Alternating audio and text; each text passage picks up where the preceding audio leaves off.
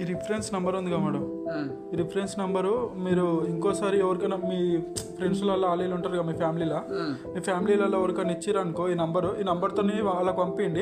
ఈ నంబర్ ఇచ్చి ఈ నంబర్కి ఫోన్ చేయమని చెప్పండి మా వెబ్సైట్కు, మా వాళ్ళకు. ఈ నెంబర్ ఈ నంబర్ మీ రిఫరెన్స్ నెంబర్ ఈ నంబర్ ఇచ్చిరనుకో మీకు 500 వస్తుంది ఆఫర్, వాళ్ళకు వస్తుంది. మీరు చేసినప్పుడా ఉట్టేప్పుడా? ఇప్పుడు మీరు ఇట్లా కొరియర్ చేసుకుంటారు కదా, ఇప్పుడు ఎంత 29,000 అయింది కదా, అందులో 500 తక్కువ చేసి ఇస్తాం.